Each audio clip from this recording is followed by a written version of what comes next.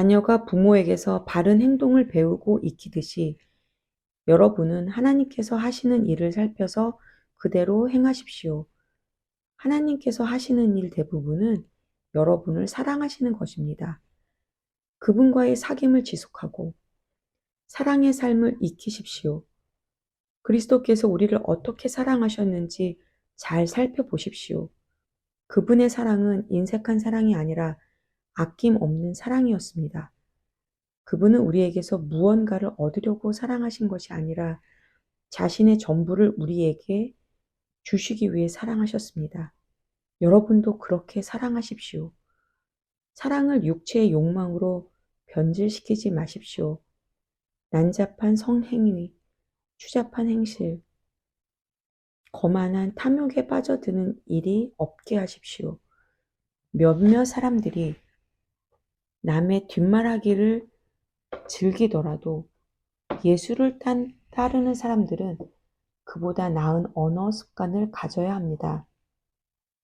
더러운 말이나 어리석은 말은 입에 담지 마십시오. 그런 말은 우리의 생활 방식에 어울리지 않습니다. 우리가 늘 사용해야 할 언어는 감사입니다.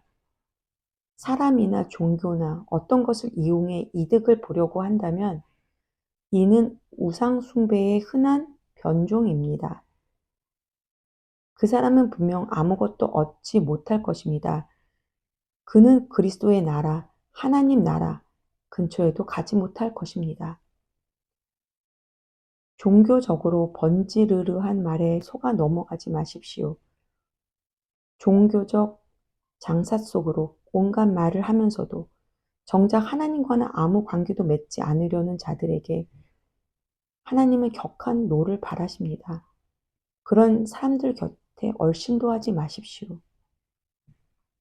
여러분은 전에 그러한 어둠 속에서 길을 찾아 헤맸으나 이제는 그렇지 않습니다. 여러분은 지금 환한 곳으로 나와 있습니다.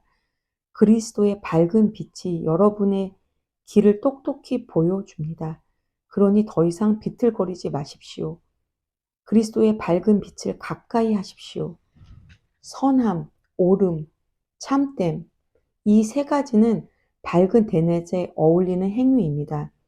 그리스도를 기쁘시게 해드릴 일이 무엇인지 생각하고 그것을 행하십시오. 헛된 일, 분주하기만 할 뿐 성과가 없는 일, 어둠을 쫓는 무익한 일로 여러분의 시간을 허비하지 마십시오. 오히려 이러한 일들이 속임수임을 드러내 보이십시오. 아무도 보는이 없는 어둠 속에서나 할 법한 일에 삶을 낭비하는 것은 수치스러운 일입니다. 그런 사기꾼들의 정체를 폭로하고 그리스도의 빛 가운데 밝혀진 그들의 정체가 과연 매력적인지 한번 생각해 보십시오. 잠에서 깨어나라. 관을 열어 제치고 나오너라. 그리스도께서 내게 빛을 보여주실 것입니다. 그러니 여러분의 발걸음을 살피십시오. 머리를 쓰십시오. 기회를 얻을 때마다 그 기회를 선용하십시오. 지금은 긴박한 때입니다. 생각 없이 경솔하게 살지 마십시오. 주님이 바라시는 것이 무엇인지를 깨달으십시오. 과음하지 마십시오. 과음은 여러분의 삶을 저속하게 만듭니다. 하나님의 영을 들이마시십시오. 벌컥벌컥 들이키십시오. 축배의 노래 대신 찬송을 부르십시오. 마음에서 우러난 노래를 그리스도께 불러드리십시오. 모든 일에 노래할 이유를 주신 하나님 아버지께 우리 주 예수의 이름으로 찬양을 드리십시오. 그리스도를 경외하는 마음으로 서로 예의 바르고 공손하게 대하십시오. 아내 여러분, 그리스도를 지지하는 것처럼 남편을 이해하고 지지해 주십시오.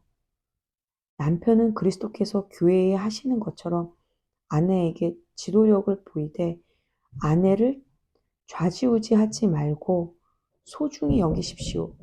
남편이 그러한 지도력을 발휘하면 아내도 교회가 그리스도께 순종하듯 남편에게 순종해야 합니다.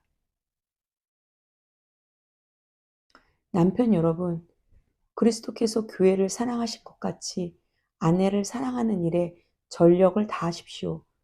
그런 사랑의 특징은 받는 것이 아니라 주는 것입니다. 그리스도의 사랑은 교회를 온전하게 합니다. 그리스도의 말씀은 교회의 아름다움을 일깨웁니다. 그분의 모든 행동과 말씀은 교회를 가장 아름답게 만들며 눈이 부실 만큼 흰 비단으로 교회를 둘러서 거룩함으로 빛나게 하려는 것입니다. 남편은 아내를 그런 식으로 사랑해야 합니다. 그런 남편은 자기 자신에게 특별한 사랑을 베푸는 것이나 다름없습니다.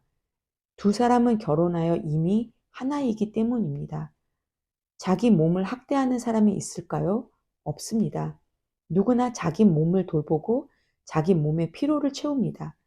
그리스도께서 우리 곧 교회를 다루시는 방식도 그와 같습니다. 우리는 그분의 몸의 지체이기 때문입니다.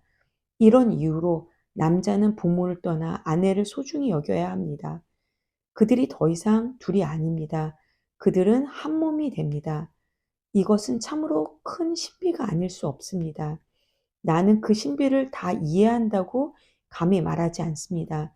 내가 가장 분명하게 아는 것은 그리스도께서 교회를 대하시는 방식입니다. 그것은 남편이 아내를 어떻게 대해야 하는지를 보여주는 생생한 그림입니다.